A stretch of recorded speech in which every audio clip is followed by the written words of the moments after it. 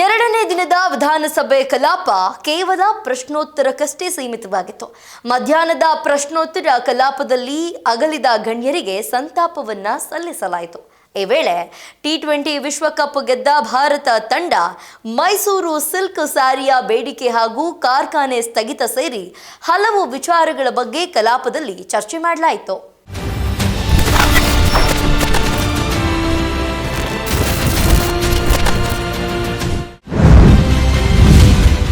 ಅಗಲಿದ ಗಣ್ಯರಿಗೆ ಕಲಾಪದಲ್ಲಿ ಸಂತಾಪ. ಬ್ಲೂ ಬಾಯ್ಸ್ ತಂಡಕ್ಕೆ ಸದನದಲ್ಲಿ ಅಭಿನಂದನೆ. ಬಜೆಟ್ ಮಂಡನೆಯ ನಂತರ ವಿಧಾನಸಭೆ ಕಲಾಪ ಎರಡನೇ ದಿನಕ್ಕೆ ಕಾಲಿಟ್ಟಿತ್ತು. ಶಾಸಕರಿಗೆ ಬಜೆಟ್ ಕಾರ್ಯಾಗಾರ ಹಮ್ಮಿಕೊಂಡಿದ್ದ ಕಾರಣಕ್ಕೆ ಕಲಾಪವನ್ನ ಅರ್ಧ ದಿನಕ್ಕೆ ಮೊಟಕುಗೊಳಿಸಲಾಯಿತು. ಮೊದಲಿಗೆ ಅಗಲಿದ ಇಬ್ಬರು ಮಾಜಿ ಶಾಸಕರಾದ ಅಪ್ಪಣ್ಣ ಹೆಗಡೆ ಮತ್ತು ವೀರಣ್ಣನವರ ನಿಧನಕ್ಕೆ ಸಂತಾಪ ಸೂಚಿಸಲಾಯಿತು. ಅಶೋಕ್ ಸೇರಿದಂತೆ ಕೆಲವು ಶಾಸಕರು ಅವರಿಬ್ಬರ ನಿಧನಕ್ಕೆ ಸಂತಾಪವನ್ನ ಸಲ್ಲಿಸಿದ್ರು. ನಂತರ ನಿನ್ನೆ T20 ವಿಶ್ವಕಪ್ನಲ್ಲಿ ಗೆದ್ದು ಇತಿಹಾಸ ನಿರ್ಮಿಸಿದ ಭಾರತ ಕ್ರಿಕೆಟ್ ತಂಡಕ್ಕೆ ಅಭಿನಂದನೆ ಸಲ್ಲಿಸಲಾಯಿತು. ಸ್ವತಃ ಸ್ಪೀಕರ್ UT ಖಾದರ್ ಅವರೇ ಅಭಿನಂದಿಸಿದ್ದು ವಿಶೇಷವಾಗಿತ್ತು. ಮೈಸೂರು ಸಿಲ್ಕ್ ಬೇಡಿಕೆಯ ಬಗ್ಗೆ ಪ್ರಸ್ತಾಪ. ಕಾರ್ಖಾನೆ ಮುಚ್ಚಲು ಹೊರಟಿದ್ದಕ್ಕೆ ಬೇಸರ. ದಿನಾಂಕ 8/3/26 ನಡೆದ T20 ವಿಶ್ವಕಪ್ ಟೂರ್ನಿಯಲ್ಲಿ ಭಾರತ ತಂಡವು ಅಭೂತಪೂರ್ವ ವಿಜೇತರಾಗಿದ್ದು ಅತ್ಯಂತ ಸಂತೋಷವಾಗಿದೆ. ಇದು ನಮ್ಮ ದೇಶಕ್ಕೆ ಅತ್ಯಂತ ಗೌರವ ದಿನ ಅಂತ ಹೇಳಿಕೊಂಡು ಈ ಸದನವು ಭಾರತದ ಕ್ರಿಕೆಟ್ ತಂಡಕ್ಕೆ ಮತ್ತು ಅದರ ಎಲ್ಲ ಸಿಬ್ಬಂದಿಯವರಿಗೆ ಮತ್ತು ಸಹಕರಿಸಿದ ಪ್ರತಿಯೊಬ್ಬರಿಗೂ ಕೂಡ ಅಭಿನಂದನೆ ಸಲ್ಲಿಸಲಿಕ್ಕೆ ನಾವು ಬಯಸ್ತೇವೆ. ಇನ್ನು ವಿಶ್ವ ಪ್ರಸಿದ್ಧ ಮೈಸೂರು ಸಿಲ್ಕ್ ಸೀರೆಯ ಜನಪ್ರಿಯತೆ ಹಾಗೂ ಫ್ಯಾಕ್ಟರಿಯನ್ನ ಮುಚ್ಚಲು ಹೊರಟಿರುವ ಬಗ್ಗೆ ಮೈಸೂರಿನ ಬಿಜೆಪಿ ಶಾಸಕ ಶ್ರೀವತ್ಸ ಸದನದ ಗಮನ ಸೆಳೆದರು. ಮೈಸೂರು ರೇಷ್ಮೆಗೆ ತನ್ನದೇ ಆದ ವಿಶ್ವ ಪ್ರಸಿದ್ಧಿ ಗರಿಮೆ ಇದೆ. ಬೇಡಿಕೆ ಪೂರೈಸೋದಿಕ್ಕೆ ರೇಷ್ಮೆ ಇಲಾಖೆಯಿಂದ ಸಾಧ್ಯವಾಗುತ್ತಿಲ್ಲ. ದಿನಕ್ಕೆ ಕೇವಲ 240ರಿಂದ 250 ಸೀರೆಗಳನ್ನ ಮಾತ್ರ ನೇಯಲಾಗುತ್ತದೆ. ಇದೇ ರೀತಿ ಆದರೆ ಸೀರೆಗೂ ಕ್ಯೂ ನಿಲ್ಲುವ ಪರಿಸ್ಥಿತಿ ಎದುರಾಗಲಿದೆ ಎಂದು ಆರೋಪಿಸಿದ್ದಾರೆ. ಈ ವೇಳೆ ರೇಷ್ಮೆ ಸಚಿವ ಕೆ ವೆಂಕಟೇಶ್ ಗುಣಮಟ್ಟಕ್ಕೆ ಆದ್ಯತೆಯನ್ನ ಕೊಟ್ಟಿರೋದ್ರಿಂದ ದಿನಕ್ಕೆ 300ರಿಂದ 400 ಸೀರೆಗಳನ್ನಷ್ಟೇ ನೇಯಬಹುದು. ಸ್ವಲ್ಪ ಡ್ಯಾಮೇಜ್ ಆದ್ರೂ ಜನ ಅದನ್ನ ಕೊಳ್ಳಲ್ಲ ಅಂತ ಸಮರ್ಥನೆ ಮಾಡಿಕೊಂಡಿದ್ದಾರೆ. ಮುಸ್ಲಿಮರ ಪರ ಜೆಡಿಎಸ್ ಶಾಸಕ ಬ್ಯಾಟಿಂಗ್. ಮುಸ್ಲಿಮರಿಗೆ ಅನ್ಯಾಯ ಎಂದ ಶಿಡ್ಲಘಟ್ಟ ಶಾಸಕ. KSICಯಲ್ಲಿ ತಯಾರಾಗುವಂತ ಸೀರೆ ಬಹಳ ಡಿಮ್ಯಾಂಡ್ ಇದೆ ಅಧ್ಯಕ್ಷರೇ.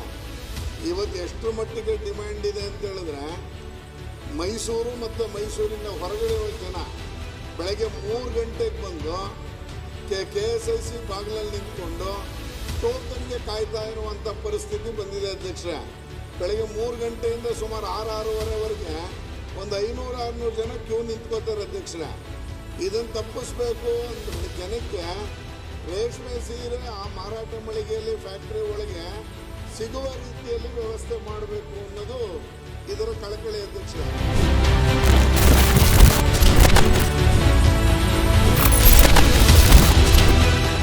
ಮನೆಗಳ ಹಂಚಿಕೆಯಲ್ಲಿ ತಮ್ಮ ಕ್ಷೇತ್ರದ ಮುಸ್ಲಿಂ ಸಮುದಾಯದ ಫಲಾನುಭವಿಗಳಿಗೆ ವಸತಿ ಇಲಾಖೆಯಿಂದ ಅನ್ಯಾಯವಾಗ್ತಾ ಇದೆ ಅಂತ ಶಿಡ್ಲಘಟ್ಟ ಶಾಸಕ ಬೇಲೂರು ರವಿ ಆರೋಪಿಸಿದ್ರು. ಕ್ಷೇತ್ರದಲ್ಲಿ 75 ಮುಸ್ಲಿಮರು ಮನೆಗಾಗಿ ಅರ್ಜಿಯನ್ನ ಸಲ್ಲಿಸಿದ್ರು. ಆದರೆ ವಸತಿ ಇಲಾಖೆ ಅವರಿಗೆ ನೀಡದೆ ಬೇರೆಯವರಿಗೆ ನೀಡಿದೆ ಎಂದು ಮುಸ್ಲಿಂ ಪರ ಬ್ಯಾಟ್ ಬೀಸಿದ್ದಾರೆ.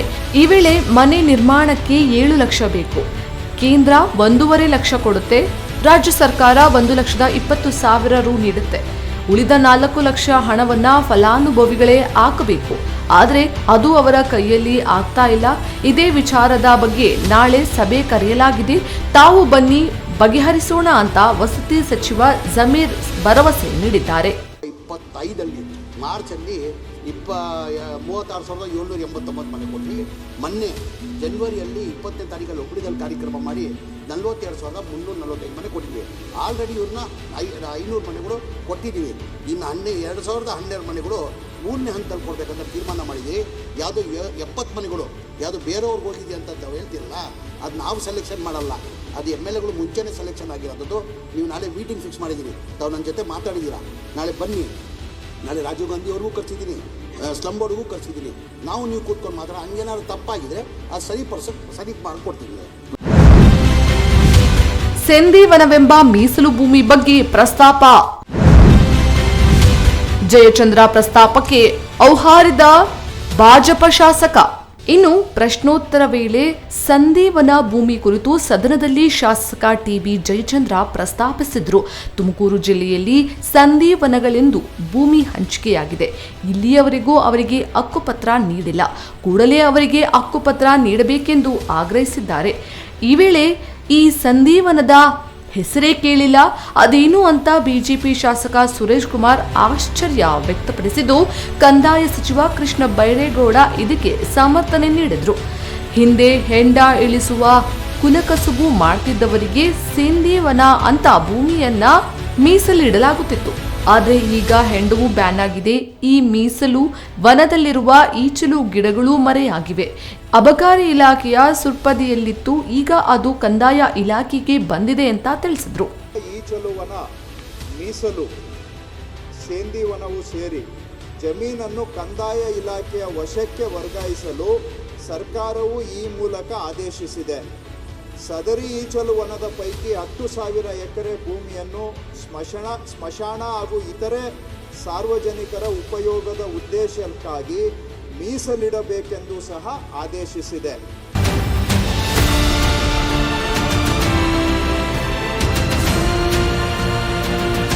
ಎರಡನೇ ದಿನದ ವಿಧಾನಸಭಾ ಕಲಾಪ ಯಾವುದೇ ಸದ್ದು ಗದ್ದಲವಿಲ್ಲದೆ ಕೊನೆಯಾಯಿತು. ಶಾಸಕರ ಬಜೆಟ್ ಕಾರ್ಯಾಗಾರದ ನೆಪದಲ್ಲಿ ಅರ್ಧ ದಿನಕ್ಕೆ ಮೊಟಕಾಯಿತು. ಹಾಗಾಗಿ ಮುಂದಿನ ಚರ್ಚೆ ವೇಳೆ ಆಡಳಿತ ಪ್ರತಿಪಕ್ಷಗಳ ನಡುವೆ ಗದ್ದಲ ಕೋಲಾಹಲ ಶುರುವಾಗಲಿದೆ.